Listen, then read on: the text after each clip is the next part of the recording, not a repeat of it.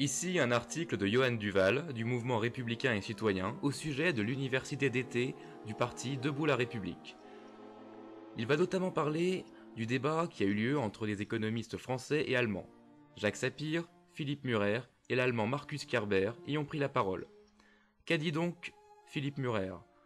Il y a retracé pour l'essentiel ce que j'ai déjà résumé dans un autre article, un article de Laurent Pinsol sur Jacques Sapir. Qui disait-il précisément?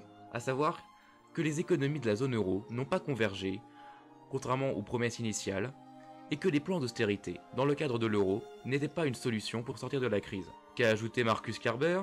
Eh bien, l'économiste allemand a surtout reparlé de l'illusion d'une bonne santé financière des pays du sud de la zone euro, qui avait été créée pendant la première moitié des années 2000, une illusion due à l'euro, et qui a poussé à l'endettement de ces États. On avance souvent que l'Allemagne perdrait des avoirs financiers si elle sortait de l'euro. Qui répond donc Kerber? Eh bien que, si la zone euro continue telle qu'elle, l'Allemagne pourrait justement voir ses dettes monter dramatiquement à cause du coût du soutien à ses partenaires de la zone euro. Que propose donc Markus Kerber?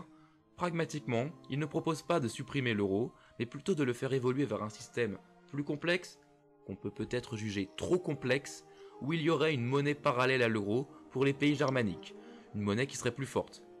Quel rôle y jouerait la France dans ce système imaginé par Markus Kerber? Johan Duval pose la question, il ne sait pas y répondre. Et qu'est venu dire Jacques Sapir? Eh bien, pour l'économiste français, le principal problème, c'est que la souveraineté des États est compromise par l'accroissement des interventions de la Banque Centrale Européenne sur les marchés des dettes. Est-ce que l'Allemagne a quand même intérêt à quitter la zone euro? Eh bien oui, comme le dit Jacques Sapir, puisque le coût du maintien de la zone euro, dont parlait également Markus Kerber, finira par atteindre 8% du PIB allemand chaque année pour soutenir les partenaires européens.